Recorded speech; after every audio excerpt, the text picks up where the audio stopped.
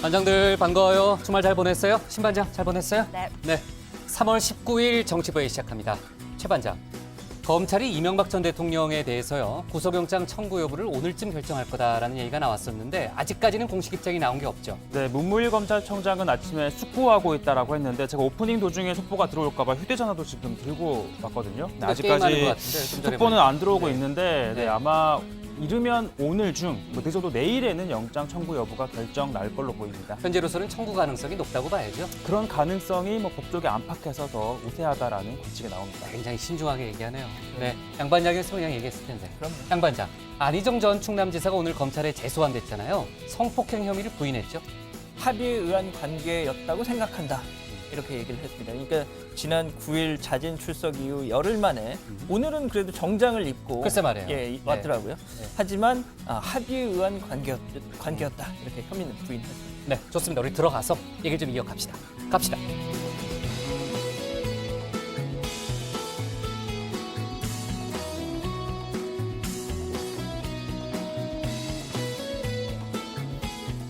네, 반장들 자리에 앉았으면 정치부회를 시작하죠.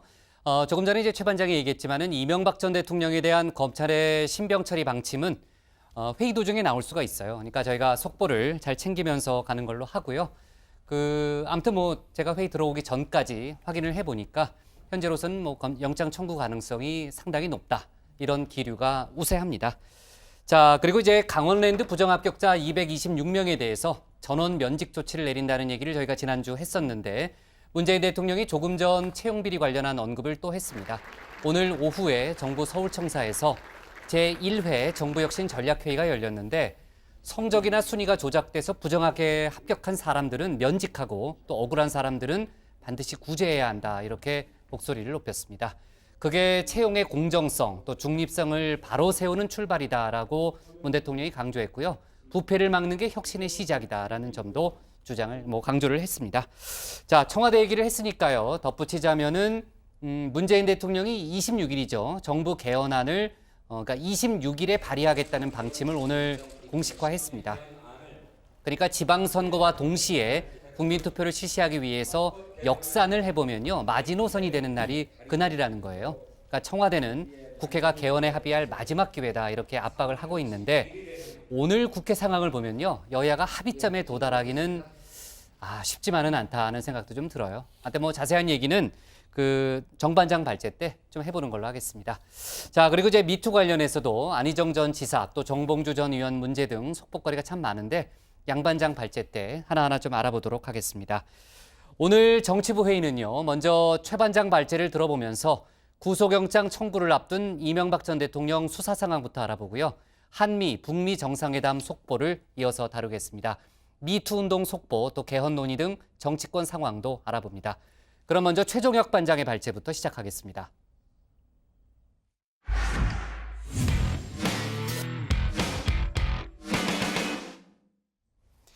이명박 전 대통령에 대한 구속영장을 청구할지를 놓고 검찰이 이르면 오늘 최종 결정을 내립니다. 오늘 만약에 영장이 청구된다면요. 지난 14일 소환 뒤 닷새 만이고 박근혜 전 대통령에 이어 영장실질심사를 받는 두 번째 전직 대통령이 됩니다. 이런 가운데 김윤옥 여사에 대한 의혹 역시 나날이 걷잡을 수 없이 커지고 있어서 이명박 전 대통령 신병 처리 이후 조사가 불가피하다는 지적이 나옵니다. 오늘 최 반장 발제에서는 이명박 전 대통령 수사 상황을 자세히 짚어보겠습니다. 네, 주말 동안 구속영장 청구 여부를 검토한 문무일 검찰총장의 결단이 임박했습니다. 이르면 오늘 결정할 것으로 보이는데요. 소환조사 6일 후 영장이 청구된 박근혜 전 대통령 때처럼 이명박 전 대통령도 지난 14일 소환조사로부터 일주일은 넘기지 않을 것으로 보입니다.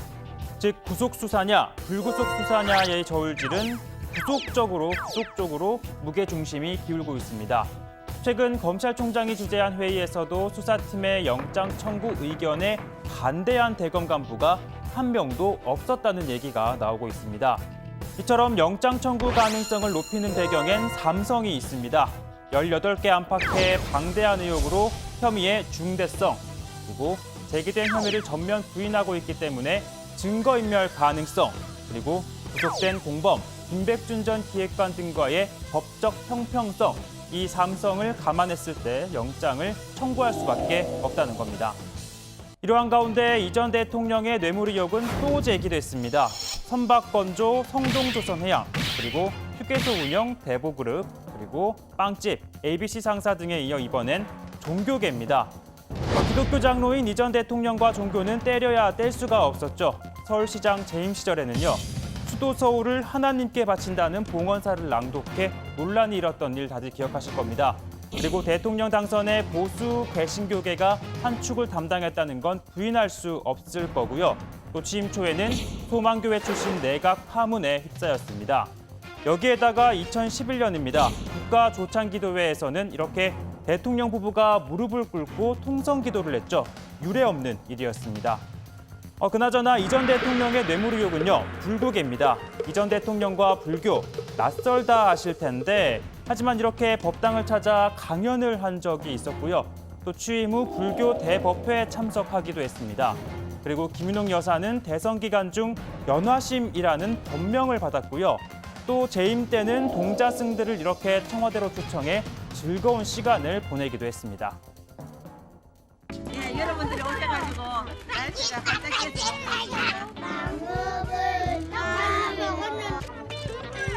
맛있죠? 앉아서 먹는. 자, 선생님들 앉으세요. 모자하고 시계하고 학용품하고. 시계. 감사합니다. 네, 감사합니다. 아이고 잘하시네. 네, 아무튼 이 전 대통령이 불교계 인사로부터 청탁과 함께 2억 원을 받았다는 의혹이 제기된 겁니다. 이 전 대통령 2007년 12월 대선을 며칠 앞두고 김백준 전 기획관을 호출합니다. 능인선원 주지인 지강 스님을 만나보세요. 불교대학 설립에 편의를 좀 제공해 주세요. 네, 검찰 조사에서 김 전 기획관과 지광 스님 사실관계를 시인한 것으로 알려지고 있습니다. 하지만 이 전 대통령 전혀 모르는 일이다라고 검찰에서 부인을 했다고 하는데요. 조금 전 보도에 따르면요, 지광 스님 측은 민원 편의를 봐줄 테니 당선 축하금을 보내라는 MB 측 제안에 따라 돈을 보냈다라는 입장을 밝혔습니다. 한편 이 전 대통령의 직계가족 의혹은 더욱 커지고 있습니다. 김윤옥 여사는 다스 법인카드를요, 1990년대 중반부터 2007년까지 썼다고 합니다. 면세점이나 백화점, 아울렛 등에서 10년간 사용한 금액은 4억 원이 넘는다고 합니다. 검찰 조사에서 이 전 대통령은 모르는 일이다라며 부인했지만 검찰이 법인카드 해외 사용 내역 그리고 김 여사의 출입국 기록이 일치한다는 점을 보여주자 이상은 회장 측이 건네준 것 같고 또 친척들이 돌려가며 쓰는 카드라 주장했다고 합니다. 결국 이처럼 이 여사에 대한 조사가 불가피하다는 지적이 나오는데 대통령 부인으로서의 예우를 고려해 비공개로 이뤄질 가능성이 큽니다. 그리고 아들 이시영 씨도 마찬가지입니다. 시영 씨는 다스 주식이 단 한 주도 없지만 2014년부터 매년 6억 원가량의 배당금을 챙긴 것으로 검찰은 판단하고 있습니다. 이게 어떻게 가능한 일이냐? 보시면요, 다스 개인 주주는 3명입니다. 이상은 회장과 이 전 대통령의 처남댁 권영미 씨, 그리고 이 전 대통령의 후원회장 출신 김창대 씨 이렇게 3명인데요. 이 가운데 이상은 회장 명의의 통장을 시영 씨가 갖고 있으면서 통장에 입금된 배당금을 챙겼다는 게 검찰의 판단입니다. 하지만 이 전 대통령은 형과 아들 사이의 문제일 뿐 나는 관여한 바 없다는 입장이었다고 합니다. 이뿐만 아니라 검찰은 이 전 대통령 재임 당시 청와대가 시영 씨의 월급을 파격적으로 올려주는 데 관여한 정황도 포착을 했다고 합니다. 시영 씨의 다스 입사 직후인 2011년 다스 관련 문건을 총무기획관실에서 작성해 이 전 대통령에게 보고한 뒤 그 승인을 받았다는 취지의 진술도 확보했는데요. 이후 시영 씨의 월급은 실제로 30에서 40%가량 올랐다고 합니다. 이처럼 김윤옥 여사가 다스 법인카드를 사용하고 또 주식한 주 없는 시영 씨가 다스 배당금을 받고 청와대에서 시영 씨의 월급을 논의해 대통령에게 보고했다는 건요, 다스가 이 전 대통령 소유가 아니라면 벌어질 수 없는 일일 겁니다. 결국 검찰은 이 전 대통령에게 삼성의 다스 소송비 대납 60억 원대 뇌물 그리고 다스 비자금 350억 원대 횡령 이 두 혐의 등을 모두 적용한다는 방침입니다. 네, 이어서 발제 정리해 보겠습니다. 종교계 관여 의혹 MB, 이르면 오늘 영장 청구입니다. 네, 저기 그 불교계 관련한 부분 관련해서 이제 조금 전에 이제 뉴스원 언론사 뉴스원에서 이제 기사를 하나 띄운 게 있는데요. 그러니까 능인선원 측의 아마 그 입장을 물었던 모양이에요. 이제 그쪽에서 지광 스님이 이제 능인선원 관계자를 통해서 이제 언론사에 알려온 바에 따르면은 그 당선 축하금을 보내라고 MB 측이 먼저 제안을 해서 돈을 건넸다라는 얘기를 했고요.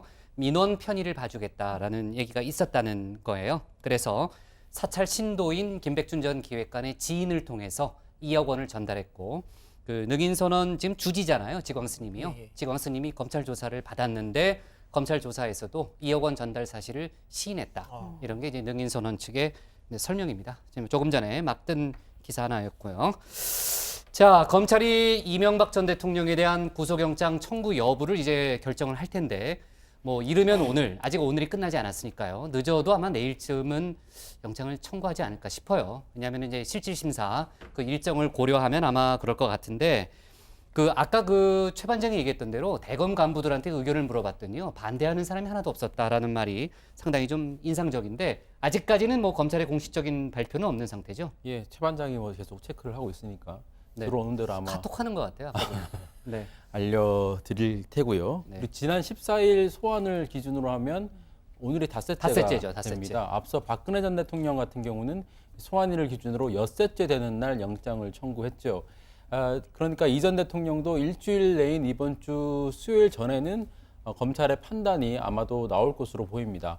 문무일 총장은 오늘 출근길에서 영장 청구 여부에 대해서 결정했느냐 이렇게 물어봤더니 숙고하고 있다라고 말을 했습니다. 어떤 기준으로 결정한 것인지에 대해서는 즉답을 피했습니다. 보통 영장이 청구되면 보통 하루 이틀 뒤에 이 법원의 영장 실질 심사 일정이 잡히는데 그렇죠. 박근혜 전 대통령의 경우에는 사흘 뒤에 결정이 됐습니다. 사안의 중대성을 고려해서 이 전 대통령 역시 뭐 영장 청구일이 사흘쯤 뒤에 잡힐 것으로 보이고요. 이 전 대통령이 구속 전 피의자 신문을 받는다면 전직 대통령으로서는 박 전 대통령에 이은 두 번째 대통령이 되는데, 그 1995년에 노태우, 전두환 씨도 구속은 됐는데 이 당시에는 영장 심사 제도가 도입되지 않아서 맞아요. 그 실질 심사를 거치지 그게 않았습니다. 1997년인가 아마 네, 그때쯤 도입되지 맞습니다. 않았어요. 네. 자, 그리고요. 그러니까 지금 이제 신 반장이 얘기했던 대로 그 박근혜 전 대통령은 이제 월요일 날 영장을 청구해서 목요일에 실질 심사를 받았잖아요. 그러니까 이 전 대통령도 그 똑같은 비슷한 전례를 따른다고 봤을 때 이제 오늘 청구하면 목요일, 또 화요일 날 청구하면 금요일쯤 이제 실질 심사를 받기 때문에 아마 내일까지는 검찰이 결정을 할 것 같아요. 일정상. 자, 그리고 말이에요, 양 반장. 그 이명박 전 대통령 측에서 이제 매일 언론 브리핑을 하겠다라는 입장을 밝혔었잖아요. 그럼 오늘도 뭐 입장을 내놨을 텐데 뭐 좀 나온 게 있어요? 그러니까 뭐 매주 월요일마다 그 삼성동 사무실에서 그 이 전 대통령하고 측근들이 모여서 정례 회의를 가졌었는데, 오늘은 뭐 측근들도 사무실을 찾지 않은 걸로 보입니다. 이게 무슨 징조인지는 모르겠는데, 지난주 검찰 소환 전까지 김효재 전 정무수석이 취재진들한테 간략한 입장을 이렇게 전달을 해줬었거든요. 근데 검찰 수사가 끝난 이후에는 지금 이게 뚝 끊겼단 말이죠. 특히 이 전 대통령 측은요, 검찰 조사가 끝난 이후에 검찰과 언론이 정례적으로 갖는 소위 티타임이라고 하잖아요. 그렇죠. 여기에서 나온 내용에 대해 불만을 좀 갖고 있는 것으로 보입니다. 이날 검찰이 이렇게 얘기를 했었는데요.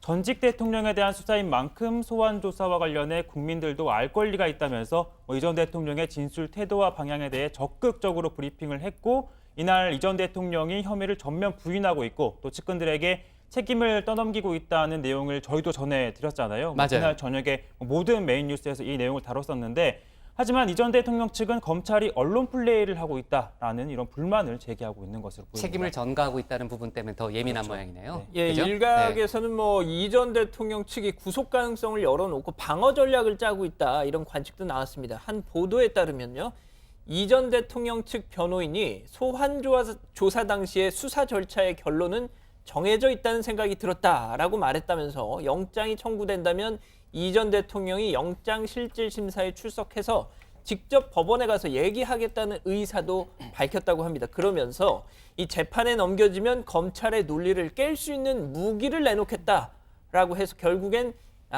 이 재판에서 승부를 보겠다는 뜻으로 해석된다는 그런 얘기도 나오고 있습니다. 네, 이명박 전 대통령의 부인인 이제 김윤옥 여사가요. 국정원 특수활동비 10만 달러, 우리 돈으로 한 1억 700만 원 정도 되잖아요. 그걸 받았다는 부분에 대해서는 이 전 대통령이 유일하게 인정을 했잖아요. 그런데 그 김윤옥 여사와 관련한 다른 의혹들도 지금 많이 불거진 상태거든요. 특히 이제 그 김 여사가요. 다스 법인카드를 사용했던 사실이 이제 확인이 됐는데 이게 이 전 대통령 소유가 아니었다면 다스가요. 네. 과연 법인카드를 쓸 수 있을까라는 의혹이 지금 막 상당히 불거지고 있더라고요. 그렇습니다. 상당히 미스테리한 부분입니다. 다스 전현직 임직원들의 진술 등에 따르면요. 김윤옥 여사가 1990년대 중반부터 2007년까지 10여 년 동안 다스 법인카드를 사용했다고 합니다. 주로 백화점, 아울렛, 면세점 이런 데서 사용이 됐고요. 금액은 4억 원이 좀 넘는다고 합니다.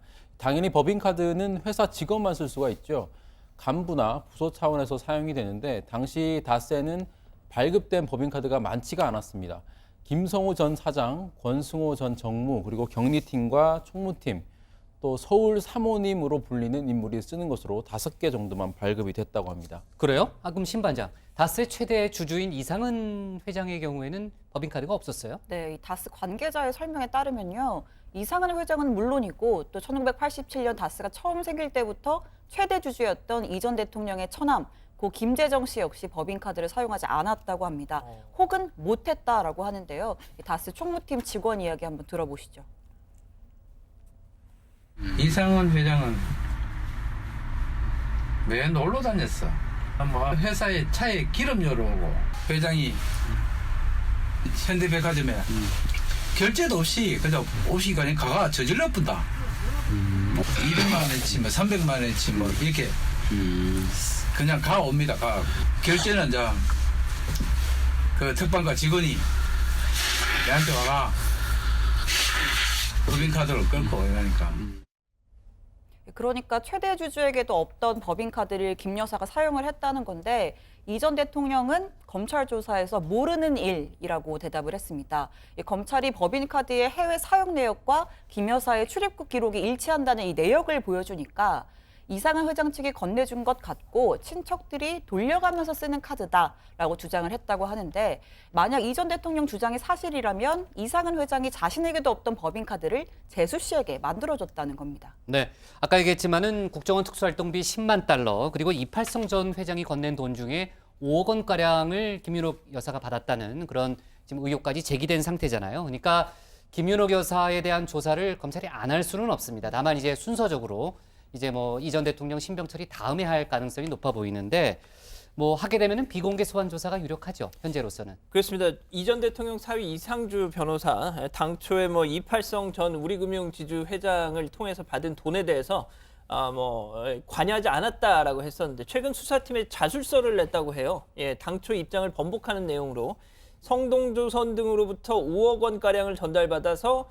이거를 이 전 대통령 측에 넘겼다라는 점을 인정한다는 취지의 A4 용지 한 장 분량이라고 하는데 피의자로 신분이 전환되면서 입장을 바꾸는 것으로 보입니다. 사위마저 들으신 것처럼 이렇게 불리한 진술을 내놓으면서 이 전 대통령은 향후 재판에서 더 좀 불리한 입장에 처해졌다고 봐야 될 것 같네요. 네, 방금 들은 성동조선해양 측이요. 검찰에 따르면 이 성동조선해양이 이팔성 전 회장을 통해서 MB 측에 건넨 돈을 다시 돌려달라고 요구한 정황도 네? 돌려달라고요? 네, 왜요? 요구한 제 설명을 드릴 텐데 왜 돌려달라고 했냐면 이 성동조선 정홍중 전 회장이요. 2012년 3월 우리은행과 수출입은행 등으로부터 3천억 원대 사기 대출 혐의로 고소를 당합니다. 그래서 12월 구속 기소가 되는데 그리고 그 이후에 2013년 출소를 하게 됩니다. 그러다가 출소한 뒤에 이팔성 전 회장에게 이 돈 가운데 일부라도 좀 돌려달라 이렇게 요구를 했다고 합니다. 이후 이 전 회장이 이상득 전 의원, 이정무, 이상주 변호사 등과 함께 논의를 했지만 MB 측에서 별다른 응답이 없었다고 하고요. 그래서 이팔성 전 회장이 사비를 털어서 정 전 회장에게 이 돈을 건넸다고 합니다. 그러니까 검찰은 이처럼 돈을 돌려달라고 했던 것 자체가 일종의 대가성이 있는 뇌물이 이 전 대통령 측에 건네졌고 이게 받아들여지지 않았기 때문에 이걸 다시 달라라고 요구한 것을 보고 있는 겁니다. 아, 그래요. 그런 정황이 있었군요. 자, 그렇고요. 김효재 전 수석이 아마 얘기했던 것 같은데 이 전 대통령의 경우에는 그 수임료가 부족해서요. 거물급 변호사를 선임하지 못하고 있다. 이런 뉘앙스의 얘기를 김효재 전 수석이 했었잖아요. 근데 좀 다른 얘기인데 우병우 전 수석의 수임료 일부가 지금 이제 오늘 공개가 됐어요. 그러니까 이제 소송 과정에서 공개가 됐는데 전 놀랐어요. 무려 10억 원에 달한다면서요. 그렇습니다. 잘 들어보기 힘든 수임료라고 할 수가 있겠는데요. 우병우 전 수석 같은 경우는 검사장에 오르지 못했죠.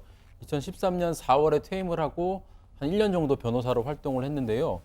당시 건축업자 김모 씨가 우 전 수석에게 사건을 맡겼는데 착수금 2억 원에 성공보수가 최대 8억 원을 지급하는 계약이었다고 합니다. 그러니까 총 10억 원에 이르는 수임료가 되겠죠. 김 씨는 우 전 수석을 선임하기 위해서 빚까지 냈다고 하고요. 하지만 우 전 수석이 수임 6개월 만에 민정수석으로 가면서 사건을 맡지는 못했습니다. 김 씨는 돈을 빌린 지인 안모 씨에게 착수금 반환 채권을 양도를 했고 안 씨가 착수금 반환 소송을 제기한 겁니다. 네, 아시다시피 그 정은호 게이트 당시 검사장 출신 홍만표 변호사가요. 당시 수임료로 1억 5천만 원을 받았다라고 했고 또 한편 정은호 씨는 6억 원을 건넸다라고 주장을 해서 양측의 진실 공방이 벌어지고 있는데 이와 비교해봐도 우 전 수석이 최대 10억 원을 받기로 한 건 보기 드문 거액이라는 얘기가 나오지 않을 수 없습니다.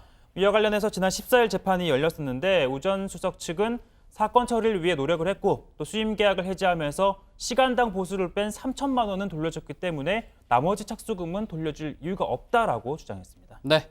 자, 이명박 전 대통령에 대한 검찰의 그 신병 처리에 대한 공식 입장이 아직 나오고 있지 않은데 저도 계속 좀 체크를 하고 있어요. 최 반장하고 누가 먼저 체크하는지 한번 좀 겨뤄봅시다. 자, 좋습니다. 오늘 기사 제목은 이렇게 정할게요.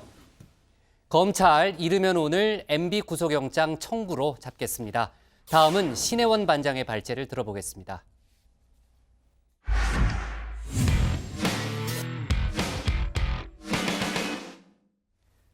이번 주부터 4월 말로 예정된 남북 정상회담 개최를 위한 실무 작업이 본격화됩니다. 내일 판문점에서는 우리 측 예술단의 평양 공연을 추진하기 위해서 첫 실무회담도 열리죠. 지난 주말 한미일 안보수장 회동, 또 북미 간 물밑 접촉 등 한반도 대화 국면을 둘러싼 관련국 움직임은 계속해서 빨라지고 있는 상황입니다. 오늘 청와대 발제에서는 정상회담 관련 속보를 차근차근 짚어보겠습니다.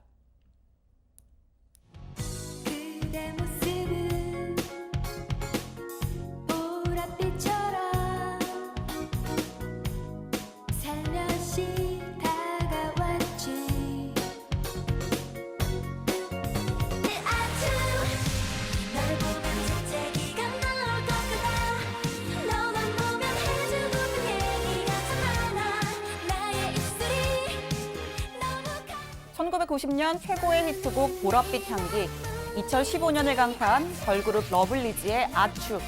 25년을 뛰어넘는 두 곡 사이에 공통점이 하나 있는데요. 하나는 둘 다 최 반장의 노래방 애창곡이라는 점, 또 하나는 모두 가수 겸 작곡가 윤상이 만든 노래라는 겁니다. 최근엔 JTBC 팬텀싱어 프로듀서로 알려졌지만 사실은 전설적인 싱어송라이터죠. 그런데 여기에 경력도 하나를 추가하게 됐습니다. 대중음악가로선 처음으로 남북 실무 접촉 대표로 나서게 된 겁니다. 윤상 씨가 이번 예술단의 그 음악 감독으로 선정이 돼서 내일 실무 접촉의 대표단으로 나갑니다. 아무래도 4월 초에 있을 것으로 예정이 되는 그 예술단 평양 공연 부분에 있어서 공연 구성이 아마 이번에 그 대중음악 중심으로 되는 것 같고요. 통일부 당국자는 우리 대중음악의 세대별 특징을 잘 아는 적임자를 감독으로 선정하는 방침이 있었고 윤상 감독이 발라드부터 EDM, 7080에서 아이돌까지 두루 경험을 가지고 있어 발탁하게 됐다고 설명했습니다. 사실 저는 SES의 달리기라는 노래로 윤상을 처음 알게 됐는데요. 알고 보니 91년 이별의 그늘로 데뷔를 해서 한 걸음 더 천천히 간다 해도 이 노래도 윤상 거더라고요. 그리고 최근엔 아이유, 수지 노래까지 만든 엄청난 가수였습니다. 무엇보다 제일 놀라운 건 우리 복부장보다 1살 형이라는 겁니다. 네, 승환이 형에 이어서 상희 형. 네, 부장이 언제 한번 다 이렇게 초대 한번 해주셨으면 좋겠네요. 아무튼 내일 실무 접촉 북측 대표론 평창올림픽 북한 예술단 공연을 이끌었던 현성월 단장이 나섭니다. 그러고 보니 현 단장도 북한을 풍미했던 가수 출신이죠. 마지막 서울 공연 날 직접 무대에 올라 화제가 되기도 했습니다. 여러분 안녕하십니까?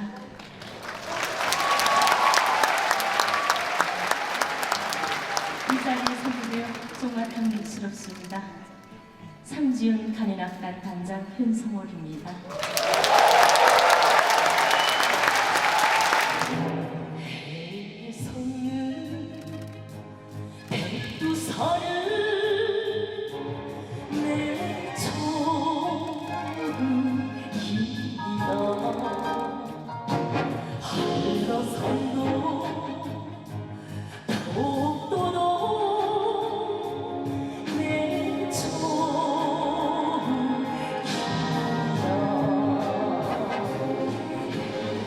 우리 예술단의 평양 공연은 지난 5일 방북 특사단이 김정은 위원장과의 면담 때 합의한 사안입니다.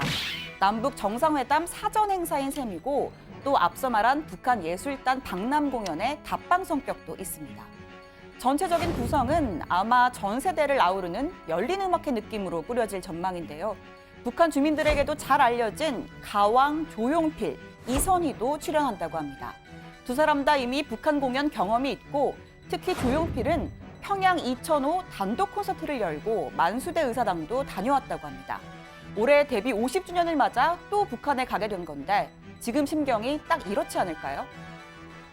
심장이 바운스 바운스 두근데 들릴까봐 겁나.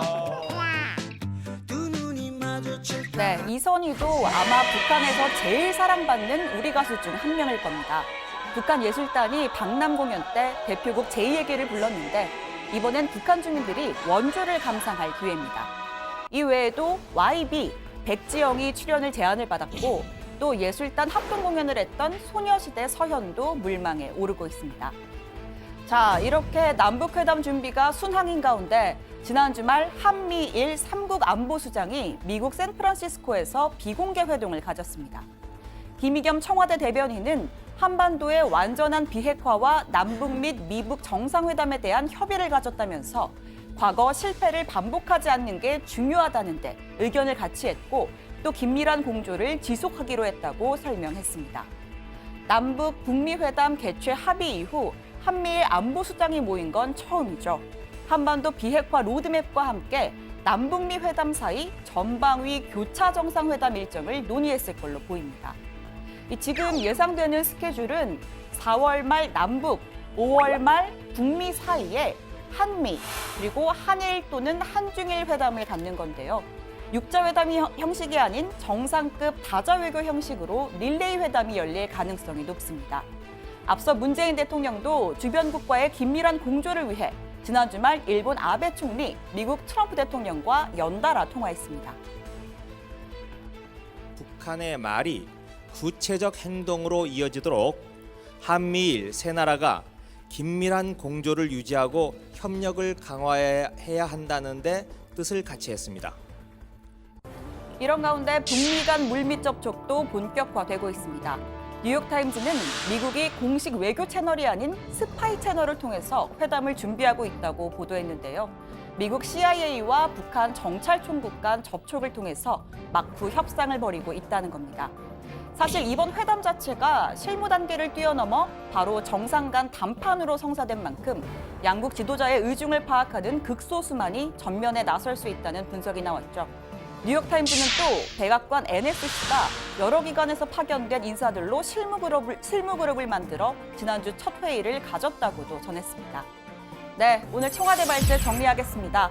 가수 윤상 4월 평양 공연 이끈다. 내일 현성월과 실무 접촉입니다. 네, 신혜원 반장의 발제를 끊을 수가 없어서 제가 속보를 전하지 못했는데 검찰이 이명박 전 대통령에 대해서 구속영장을 청구했습니다. 저희가 아까 조금 전에 최종혁 반장 발제 때 저희가 예상했던 바죠. 최 반장 발제가 끝난 다음에 바로 1분 후에 검찰발 속보가 나왔고요. 횡령 뇌물, 조세 포탈, 국고 손실 혐의 등이 적용이 됐습니다. 뭐 이제 영장 실질 심사가 아마 일정이 잡힐 텐데 그건 이제 법원에서 잡아야 되는 거니까요. 근데 지난번에 박근혜 전 대통령 경우를 보면은 아까 저희가 얘기했던 대로 목요일쯤 영장 실질 심사가 뭐 진행될 가능성이 뭐 현재로서는 좀 높아 보입니다. 자, 검찰의 설명을 좀 들어보면요. 오늘 일단 영장 청구 과정에서 문무일 총장이 뭐 숙고하고 있다. 오늘 아침에도 이제 출근길에 고심하고 있다는 얘기를 했는데 문무일 총장이 박상기 법무장관에게 그 구속의 불가피성을 설명했다라는 게 이제 검찰의 얘기고요.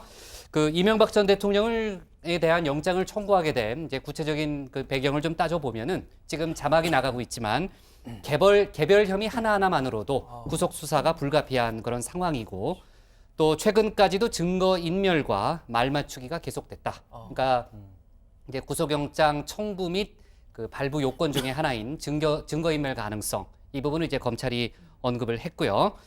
또 이제 뇌물죄가 적용이 됐잖아요. 그러니까 최종 지시자 또 수혜자에게 더 큰 책임을 물어야 한다라는 게 검찰의 설명입니다. 그리고 아까 그 최 반장도 뭐 삼성 얘기했잖아요. 삼성 중에 이제 마지막 성 형평성입니다. 그러니까 검찰이 이제 영장을 청구하지 않으면은 이미 구속된 김백준 전 총무기획관이라든지 다른 사건 관련자들과의 형평성 문제도 있다라는 게 이제 검찰의 설명이었고, 그리고 뭐 마지막으로 박근혜 전 대통령의 혐의에 비해서 이명박 전 대통령의 혐의가 질적 양적으로 결코 가볍지 않다. 뭐 그렇다고 뭐 박근혜 전 대통령 혐의가 가볍다는 게 아니고요. 둘 다 무겁다는 얘기죠. 그렇죠? 그렇게 해석이 되고요. 아무튼 이명박 전 대통령에 대해서 이제 검찰이 이제 지난주 금요일에 이제 서울중앙지검 수사팀이 문무일 총장한테 보고를 했고요. 문 총장이 이제 주말 동안 고심을 해서 조금 전 이제 영장 청구 방침을 밝혔고 법무장관에 보고를 했다는 그런 속보를 전했습니다. 자, 영장 실질심사 일정이 잡히면요. 저희가 오늘 과연 잡힐까 싶긴 한데 아무튼 뭐 목요일이 일단 유력한 상황이니까 속보가 나오면 다시 한번 얘기를 좀 해볼게요.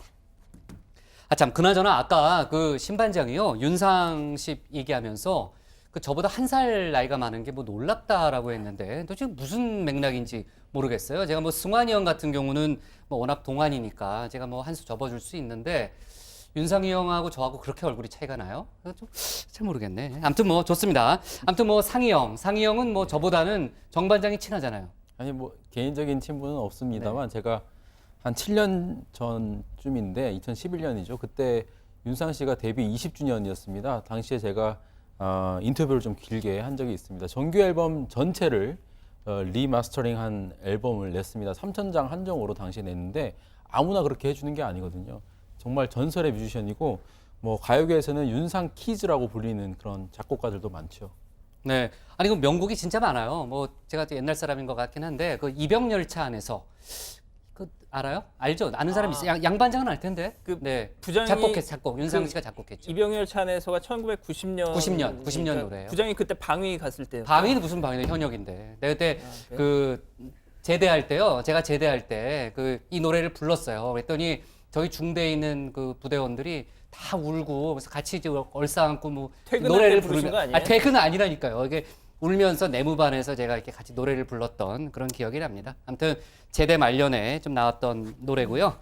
자, 그나저나 이제 내일 그 묻지 마요, 저 반장. 네. 그 판문점 접촉이 있잖아요. 그 평양 공연 일정 관련한 거죠? 네, 이번 주부터 이 남북이 정상회담 준비를 위한 접촉을 시작하는데 그 첫 번째 일정으로 우리 측 태권도 시범단과 예술단의 평양 공연을 추진하기 위해 내일 판문점 통일각에서 실무회담을 열기로 했습니다. 우리 측에서는 윤상 감독 그리고 북측에서는 현송월, 삼지연 관현악단장이 각각 대표로 나서고요. 정부 관계자는 이번 공연이 대중음악을 중심으로 진행이 되고 또 윤상 씨가 빠른 시간 내 행사를 준비할 수 있는 적임자라고 판단했다 밝혔습니다. 네, 대중음악가가 남북 접촉 대표로 나서는 건 뭐 처음 있는 일이죠. 그래서인지 뭐 일각에서는 음모론에 가까운 가짜 뉴스가 나돌기도 했었는데 한 보수 성향 학부모 단체 대표가 이 자신의 트위터에 윤상은 임을 위한 행진곡을 작곡한 간첩 윤희상 5.18 영화 주인공 윤상원 중 누구랑 가까운 집안이냐 이러면서 이른바 윤씨 종북 프레임을 제기를 했습니다. 그런데 일단 윤희상 씨는 임을 위한 행진곡 작곡가가 아니죠. 그리고 무엇보다 윤상 씨는 본명이 이윤상입니다. 맞아요. 윤 씨가 아닙니다. 이윤상이에요. 근거 없는 의혹 제기로 판명이 났습니다. 벌써부터 누가 공연에 출연하느냐 이런 기사 추측 기사가 지금 쏟아지고 있습니다. 우선 뭐 가왕 조용필 씨, 이선희 확정이 됐습니다. 두 사람 다 이미 방북 공연 경험이 있는 가수고요. 특히 조용필은 2005년에 평양에서 단독 콘서트를 연 적도 있죠. 당시에 김영남 위원장과 만수대 의사당에서 따로 만나기도 했습니다. 이선희 역시 2003년 통일음악회 무대에 선 적이 있고요. 또 YB 백지영 씨에게도 출연 제의가 갔고 현재 조율 중인 것으로 알려졌습니다. 아, 그래요? 최 반장 좀 보낼 수 없어요? 트와이스 뒤에 안무하는 걸로요. 자, 좋습니다. 미안해요. 네, 자, 한미일 안보라인 수장이요. 미국에서 주말에 이제 비공개로 만났잖아요. 과거의 실패를 반복하지 않겠다 이렇게 합의를 했다는데 뭐 김정은 위원장에게 보내는 메시지도 하고요. 또 각국 공조를 강화하는 뭐 두 가지 포석이 다 있다고 봐야 되겠네요. 그렇습니다. 정의용 청와대 국가안보실장하고 허버트 맥메스터 미국 백악관 NSC 보좌관, 야치 쇼타로 일본 국가안보국장이 미국 샌프란시스코에서 비공개 협의를 가졌는데 이 주제가 한반도의 완전한 비핵화와 남북 및 북미 정상회담이었습니다. 김의겸 청와대 대변인은요. 참석자들은 과거 실패를 반복하지 않는 게 중요하다는데 의견을 같이 했고 긴밀한 공조를 지속하기로 했다. 이렇게 설명을 했습니다. 청와대 핵심 관계자는요. 이번 회동에서 주로 한미 양자 간의 집중적인 협의가 이뤄졌고 또 특사단의 대중, 대일, 대러 협의 결과를 공유했다라고 밝혔는데요. 남북, 북미 정상회담 사이에 한미 정상회담을 여는 방안에 대해서도 한미 간의 일정을 부분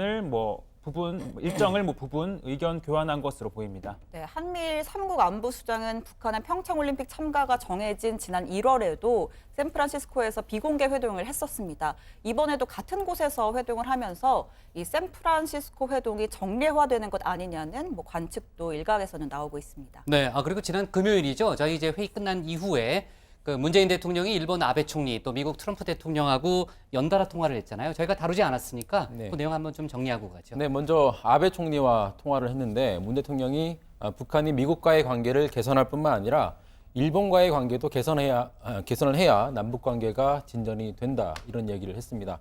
아베 총리도 2002년 고이즈미 총리의 평양 선언 상황을 언급하면서 북일 대화가 가능해야 된다 그런 가능성을 피력했습니다. 또 일본이 가장 민감하게 반응하고 있는 일본인 납치자 문제를 해결하기 위해서 양국이 협력하기로 했습니다. 네, 자, 일각에서는 아베 총리가요 북일 정상회담 다리를 놔달라 이런 얘기를 했다고 그런 보도가 나왔는데 청와대에서는 그런 언급은 없었다라고 공식 확인을 했고요. 하지만 북일 대화가 본격화되려면은 우리 정부의 역할이 필요하다는 건 당연한 거죠. 자, 그리고 이제 트럼프 대통령과의 통화, 북한 문제에서는 큰 이견이 없었는데 역시 통상 이슈에서는 이견이 있었어요. 그죠? 그렇습니다. 일단 문재인 대통령은요. 한반도 비핵화는 어떤 상황과 조건에서도 양보할 수 없다는 확고한 입장이 있다. 남북 회담에서 미국 회담 그러니까 북미 간 회담 분위기 조성을 잘 하겠다 이런 취지로 트럼프 대통령한테 얘기를 했고요. 중요한 게 이제 철강 관세 문제인데 문 대통령은 한미 관계가 얼마나 굳건한지 대외적으로 보여줘야 할 시점이다. 트럼프 대통령 관심이 중요하다 이렇게 강조를 했는데 트럼프 대통령 말 FTA 협상에서 한국 대표단이 보다 융통성 있는 모습을 보여야 한다. 약간 좀 딴소리를 했습니다. 네, 지금 이제 검찰 영장에 다스는 MB 것 적시, MB 소유 판단이라는 그런 속보가 들어왔네요. 그러니까 지난번에 검찰이 이제 관련자들에 대한 구속영장을 청구하면서 다스는 MB 것이라는 얘기를 적시를 했었잖아요. 근데 오늘 이제 이명박 전 대통령에 대한 구속영장에 직접 다스는 MB 것이라는 사실을 적시했다는 속보가 들어왔습니다. 그러니까 검찰이 그러니까 다스는 MB 소유다라는 부분을 판단했다는 건 저희가 이제 회의 때 다뤄봤지만은 아무튼 이 부분을 적시했기 때문에 본인의 혐의에 적시했기 때문에 영장실질심사에서 상당히 치열한 공방이 벌어지지 않을까. 일단 이명박 전 대통령 부인하는 그런 상황이니까요. 그런 판단이 되네요. 자, 무슨 얘기가 다 많았죠? 자, 하여간 지금 이제 철강 우리나라 철강 분야에 대해서 25%의 고관세를 지금 미국이 매긴 상태고 그거를 이제 철회해달라는 요구를 하기 위해서 지금 협상단이 가 있잖아요. FTA 3차 협상하고 지금 동시에 열렸는데 전망이 좀 아주 나쁘진 않다 이런 얘기도 좀 들리고요. 그나저나 신반장 이제 패럴림픽 끝났잖아요. 네. 한미연합훈련은 어떻게 되는 거예요? 내일 공식 일정을 발표한다고 하는데요. 군 당국에 따르면 예년 수준으로 진행이 될 것이라고 합니다. 네.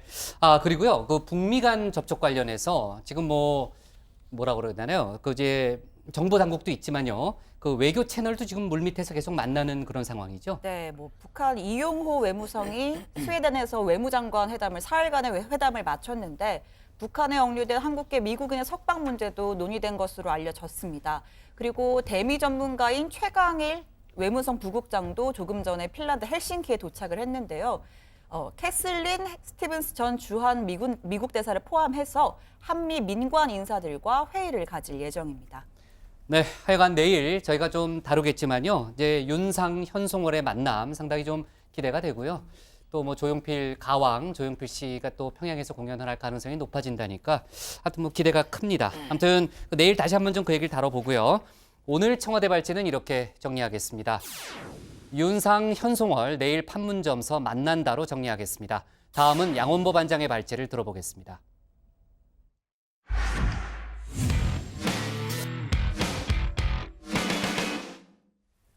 성폭행 혐의를 받고 있는 안희정 전 충남지사가 열흘 만인 오늘 검찰에 다시 나왔습니다.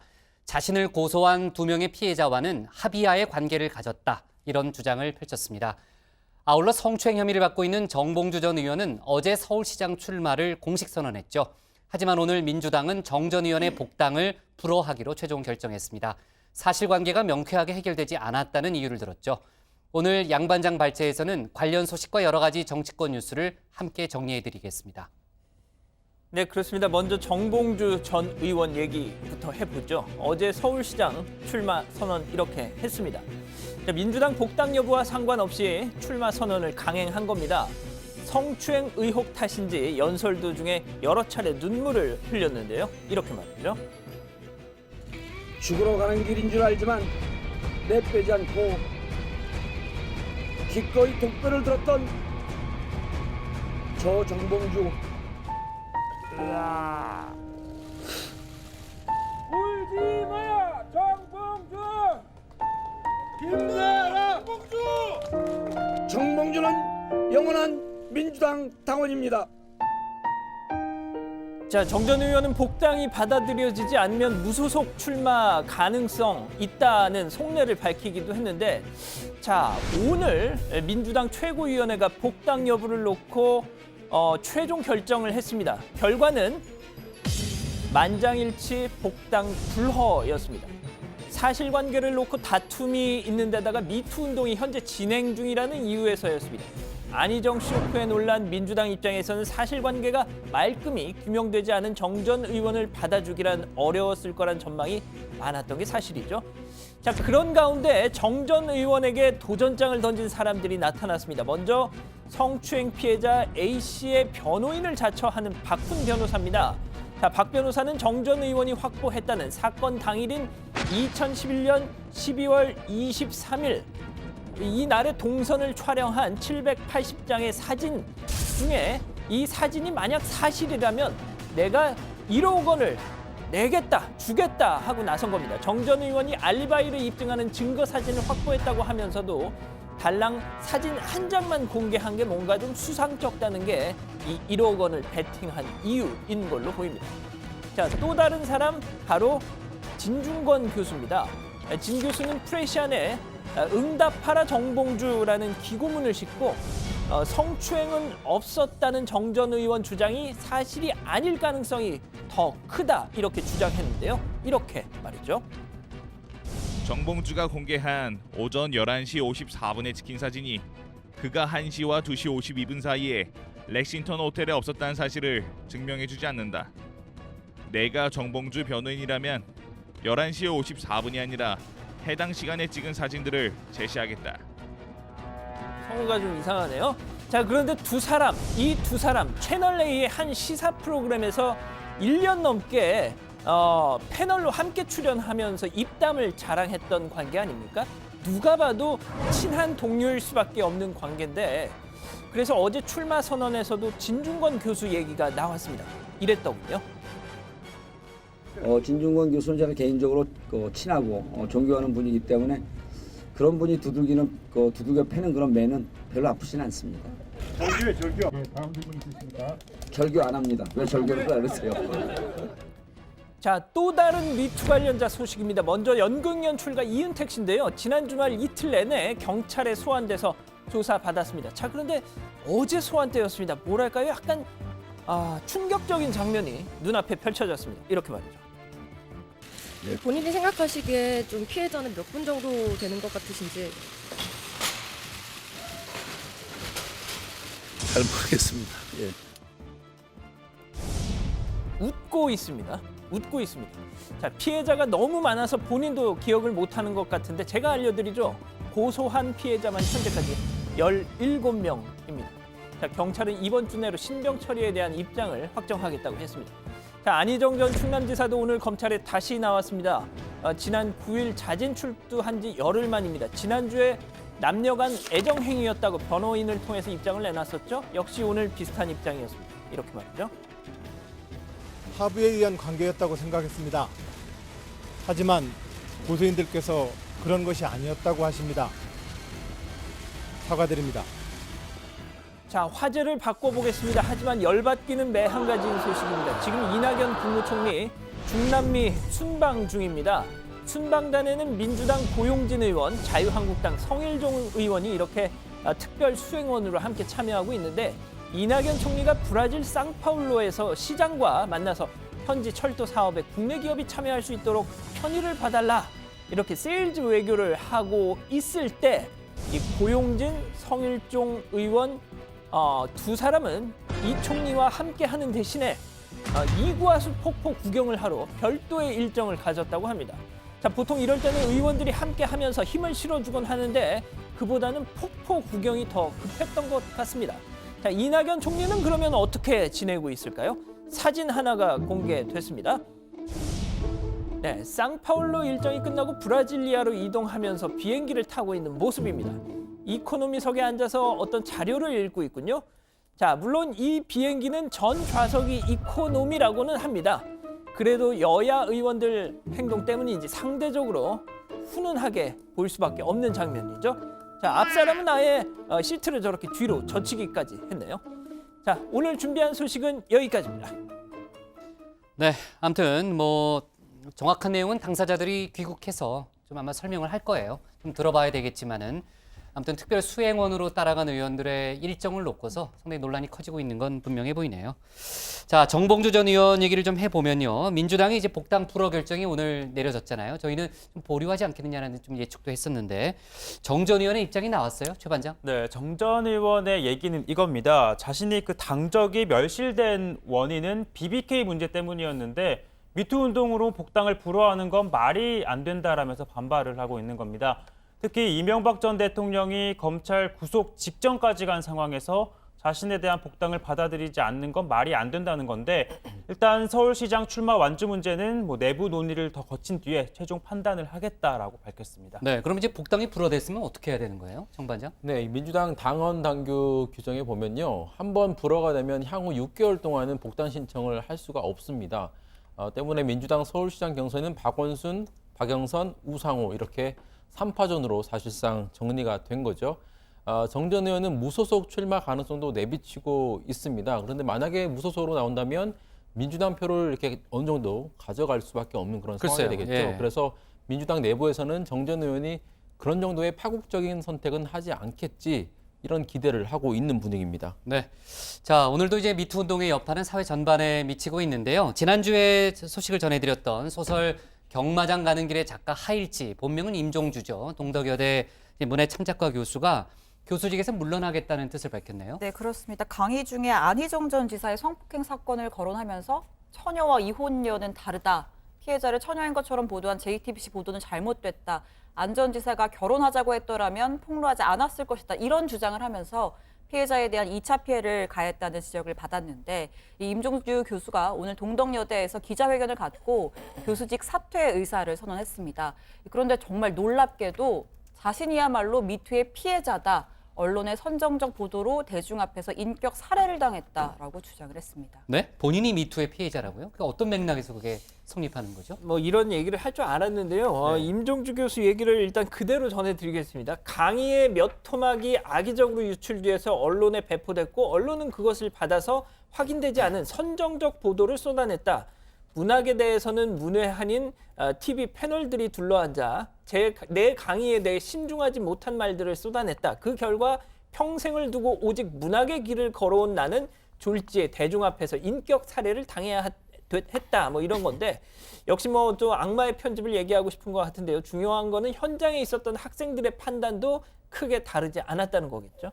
근데 참 임종주 교수 본인의 성추행 의혹이 불거졌다는 얘기는 또 뭐예요? 네, 임종주 교수가 학생들의 사과 요구를 거부를 했더니 지난 주말 사이에 동덕여대 곳곳에 임 교수의 과거의 문제 발언에 대한 폭로성 대자보가 붙었습니다. 뭐 이런 겁니다. 여자애들은 경험이 없을수록 글이 별로다 등등 차마 입에 담기 거북한 그런 표현들을 강의 중에 했다면서 글이 올라온 건데요. 또 동덕여대 학생들 커뮤니티에는 임 교수로부터 성추행을 당했다는 폭로글까지 올라왔습니다. 학교 당국은 오늘 성윤리위원회를 소집해서 임 교수의 성추행 의혹에 대한 조사에 돌입할 예정이었습니다. 참 그리고 최 반장, 오늘 한국외국어대에서요 중동 전문가로 통한 한 교수가 그 성추행 의혹이 제기되자마자 뭐 사퇴를 했다면서요? 네, 그 한국외대 국제지역대학원 박사과정에 다녔다고 소개한 A씨가 오늘 새벽 SNS에 글을 올렸는데요.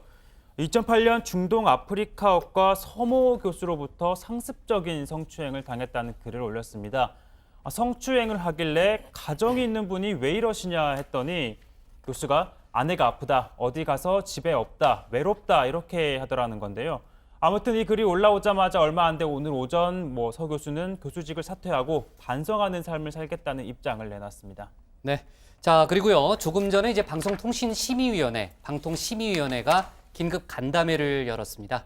그동안 이제 지난 정권에서 정치 심의를 했다라는 그 의혹이 만약 제기됐었잖아요. 언론 보도도 있었고요.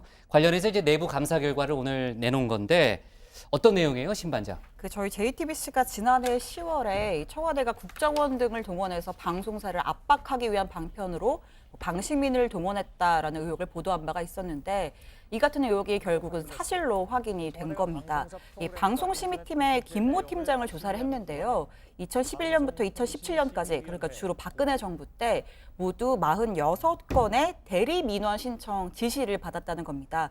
그러니까 그 전 위원장과 부위원장의 지시를 받아서 일반인의 명의를 빌려서 대리 민원을 신청을 했고 그걸 직원이요? 직원이? 그렇습니다. 네, 직원이 대리 민원을 신청을 했고 그걸 방송심의를 했던 겁니다. 그러니까 한마디로 얘기해서 청부심이다, 셀프심이다 이렇게 볼 수 있습니다. 네, 김모 팀장 저도 아는 사람인데요. 어쨌든 그 지금 보니까는 그 46건을 심의해서 33건에 대해서 제재를 했다는 거잖아요. 19건은 법정 제재를 했고 그 이외에도 여러 가지 행정 지도를 했다는 건데 그렇다면은 시쳇말로 완전히 좀 이런 표현을 써도 되는지 모르겠는데 정말 짜고 치는 고스톱이다 이런 표현 이런 성립할 것 같은데 어떻게 이런 프로세스가 가능했고 또 확인까지 됐던 거죠? 예, 일단 해당 직원의 그 IP 추적을 IP 추적 해봤더니 직원 그 김모 팀장 소유의 PC 그리고 자택 PC 주소인 걸로 확인이 됐더라는 거죠. 이게 어떤 의미냐면요. 방심위는 심의를 통해서 주의, 경고 이런 조치와 함께 방송사 사업자 승인의 결정적인 벌점을 줄지 말지를 관여할 수 있습니다. 때문에 해당 방송사한테는 상당한 압박이 될 수밖에 없는 거죠. 네. 예. 이렇게 방심위는 일단 서울 남부지검에 이 방심위 적폐 방금 말씀드린 그 사안에 대해서 수사를 요청키로 했다고 합니다. 네, 지금 이제 수사를 요청하게 되면요. 지금 이제 현재 오늘 방심위가 긴급 간담회를 통해서 밝힌 내용은 그 방심위 위원장 바로 직전에는 이제 박효정 위원장이었고 부위원장 또 김성묵 부위원장이었는데 부위원장이 팀장한테 지시를 해서 팀장이 이제 자기 친인척 일반인 명의로 그를 조작했다는 거 아니겠어요? 예. 그러면은 방심위 이제 위원장과 부위원장은 그럼 누구의 요청을 받은 건 없느냐라는 부분이 이제 중요한 아마 앞으로의 수사 초점이 될 겁니다. 그러니까 이제 검찰에 이제 고발을 했고 또 이제 고소를 한다는 얘기도 있더라고요. 위원장과 전 부위원장에 대해서. 그렇다면은 그 윗선이 누구냐, 청와대냐 이런 부분에 대해서 아마 검찰 조사가 본격화되지 않을까 하는 생각이 좀 들고요. 그 결과에 따라서 상당히 파장이 클 수도 있다라는 생각이 드네요. 자, 오늘 기사 제목은요. 이렇게 정할게요. 안희정 2차 소환 합의에 의한 관계 주장으로 정하겠습니다. 다음은 정강현 반장의 발제를 들어보겠습니다.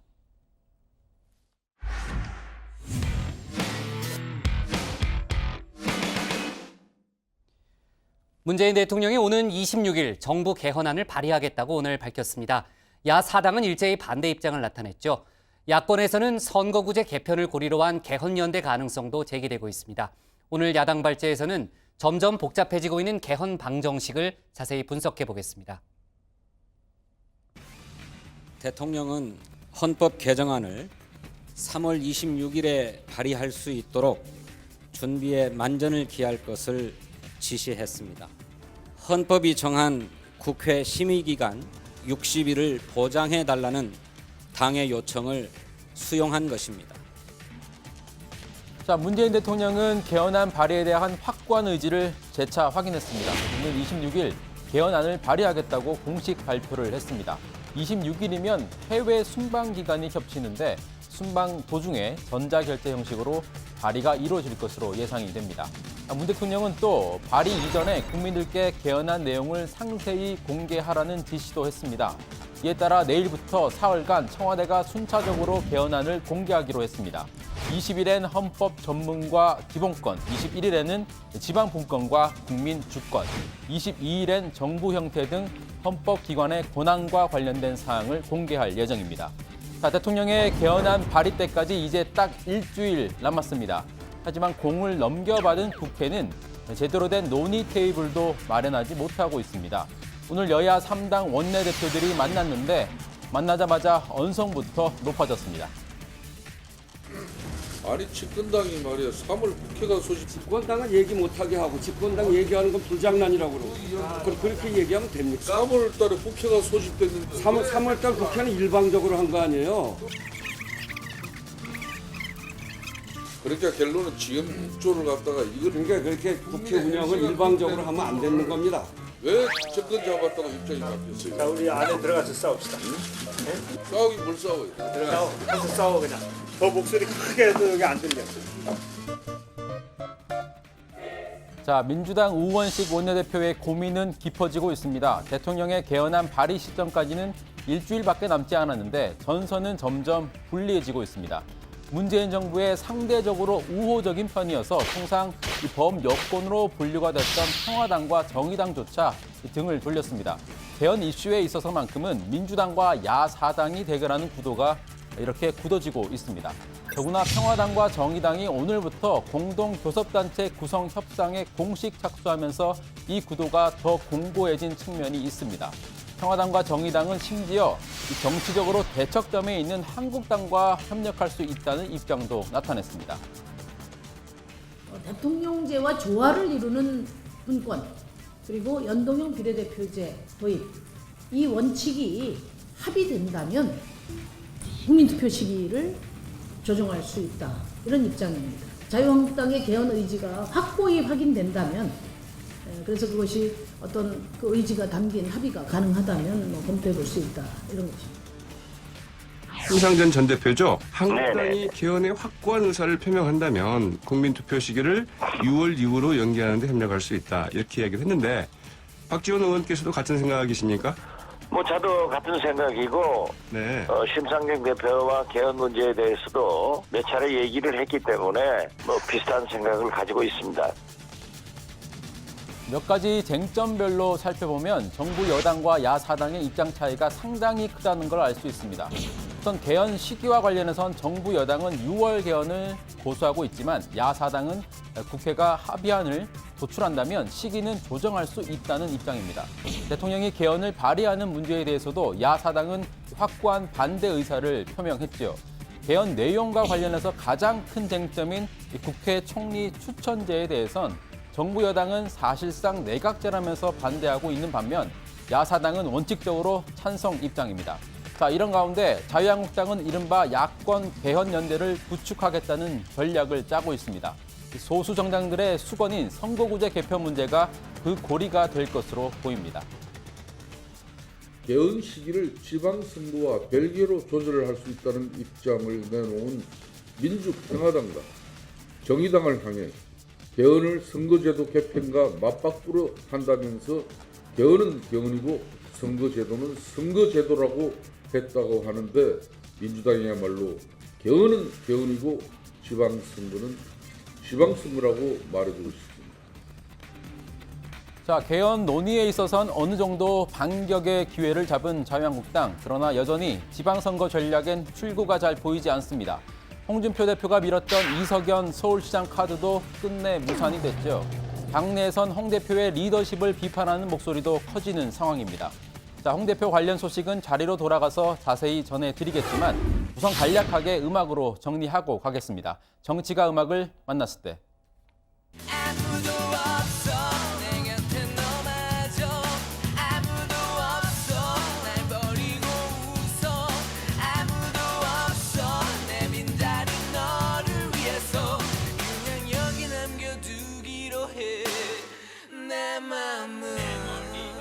네, 패닉의 아무도입니다. 이석연 전 법제처장이 서울시장 불출마를 선언했습니다. 홍정욱 전 의원에 이어서 또다시 홍준표 대표의 히든카드가 무산이 된 겁니다. 김정기 서울 노원병 당협위원장이 유일하게 공천 신청을 했지만 홍 대표는 서울시장 후보를 전략공천 대상으로 분류했죠. 하지만 전략공천에 응하는 사람이 정말 아무도 없습니다. 여당 쪽에선 결국 서울시장 후보를 빈자리로 남겨두는 것 아니냐는 관측까지 나오고 있습니다. 자, 오늘 야당 기사는 개헌 이슈를 다루도록 하겠습니다. 기사 제목은 문 대통령 26일 개헌안 발의, 야권 반발입니다. 네, 문재인 대통령이 26일로 날짜를 탁 찍었잖아요, 신반장.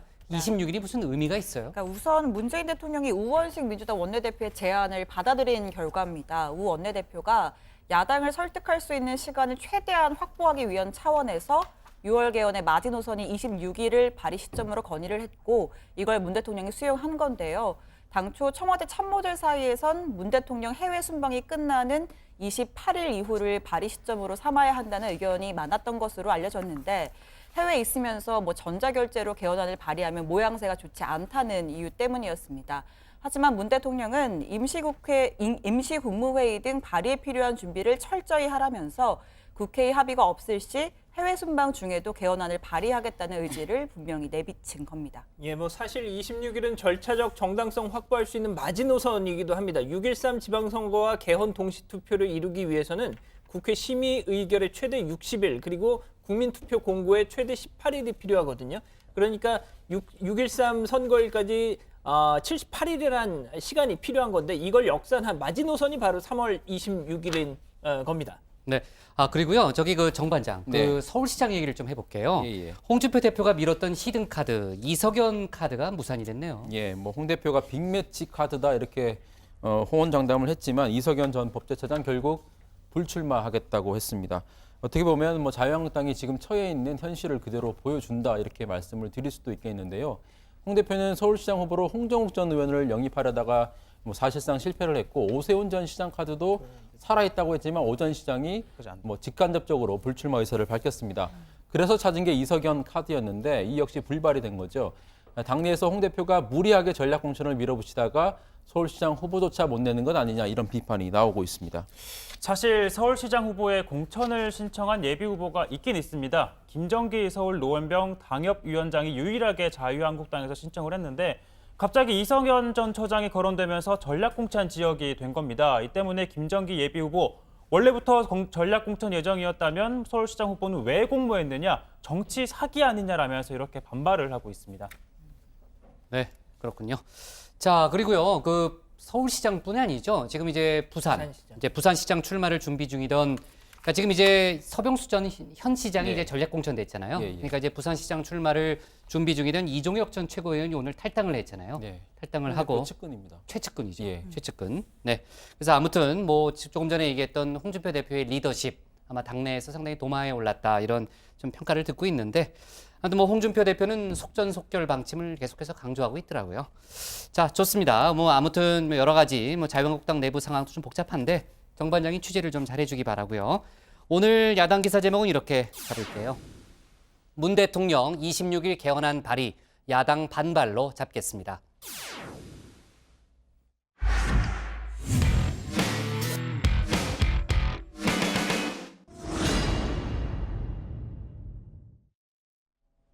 안녕하세요. 톡쏘는 정치의 강지영입니다.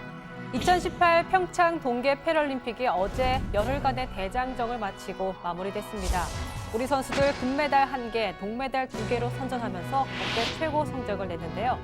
그러나 메달 수와 메달의 색깔보다 더 값진 건 바로 장애와 비장애를 넘어 모두가 하나가 됐다는 거겠죠. 폐회식에 참석한 문재인 대통령도 서면 인사말을 통해서 한 목소리로 서로를 응원했던 그곳에 차별과 편견은 없었다. 평창에서 이룬 공존과 화합, 그리고 평화의 울림이 2020년 동경과 2022년 북경까지 이어지기를 간절히 바란다고 밝혔습니다. 비록 중계권을 가진 공중파 방송사들이 평창 동계 패럴림픽에 대해 무관심했다는 평가를 받기도 했지만 매 경기마다 관중들의 응원 열기는 뜨거웠습니다. 크로스컨트리 스키 남자 7.5km 좌식 경기에서 금메달을 딴 신이현 선수. 국민들의 성원에 힘입어 메달을 땄다라고 말하기도 했습니다. 국민 여러분들이 성원과 응원을 많이 해주셔가지고 감동도 받고 힘이 많이 났습니다. 국민 여러분의 응원과 관심을 많이 가져주셔가지고 제가 이런 결과가 있었다고 생각하고 앞으로 국민 여러분이나 장애인 분들에게 힘을 주는 선수가 되고 싶습니다. 신이현 선수는 지난 11일 크로스컨트리 남자 15km 좌식 부분에서도 동메달을 땄습니다. TV 중계를 해달라며 관심을 촉구했고 문 대통령도 같은 당부를 하면서 공중파 방송사들이 뒤늦게 TV 중계를 늘리기도 했습니다.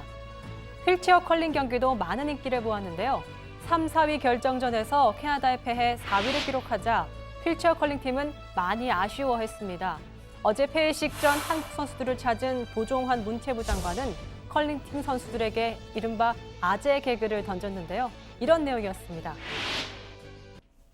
정진환 총 감독님이 그렇게 말씀하셨어요.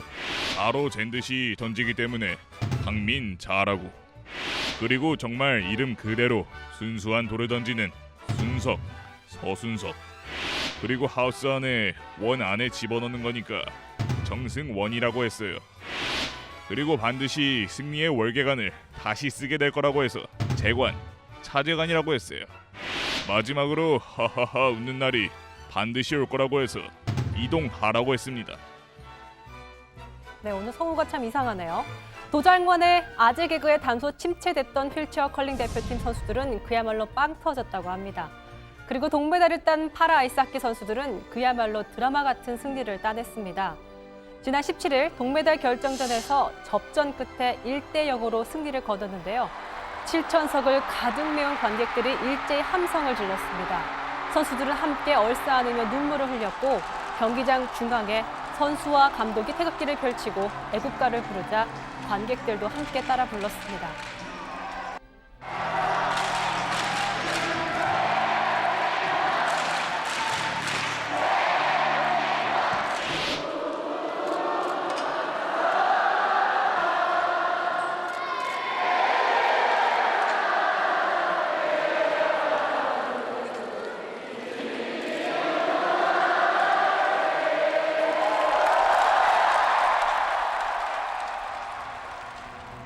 이렇게 대한민국 국민을 울리고 또 웃겼던 동계 패럴림픽 선수들, 오늘 해단식을 가졌습니다.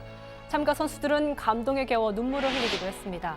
도종환 장관도 지원을 아끼지 않겠다고 밝혔는데요. 모두가 승자였던 평창 동계 패럴림픽, 한 번의 감동으로 끝날 수는 없습니다. 앞으로도 지속적인 지원과 관심이 있길 바라겠습니다.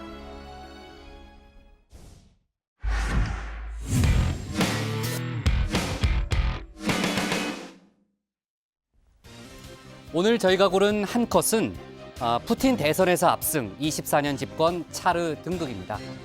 푸틴 러시아 대통령이 대선에서 압도적인 표차로 승리했습니다. 2024년까지 임기를 마치게 되면은 총 24년, 그러니까 31년의 스탈린에 이어서 두 번째 장기 집권을 하게 됩니다. 마침 시진핑 중국 국가주석도 장기 집권에 성공하면서 이른바 스트롱맨들의 시대가 열렸습니다. 시 황제와 차르, 새로운 절대 권력의 시대가 우리에게 어떤 영향을 미칠지 예의주시해야 될 때가 아닌가 싶습니다. 오늘 정치부에는 여기까지고요. 저희는 내일 다시 찾아뵙겠습니다. 네, 수고했습니다. 수고하셨습니다. 네. 검찰 좀 추가 취재해요, 최 반장. 네. 좀 취재하고 뭐 얘기거리가 많을 테니까 구속영장도 좀 알아보고요. 어떤 내용인지.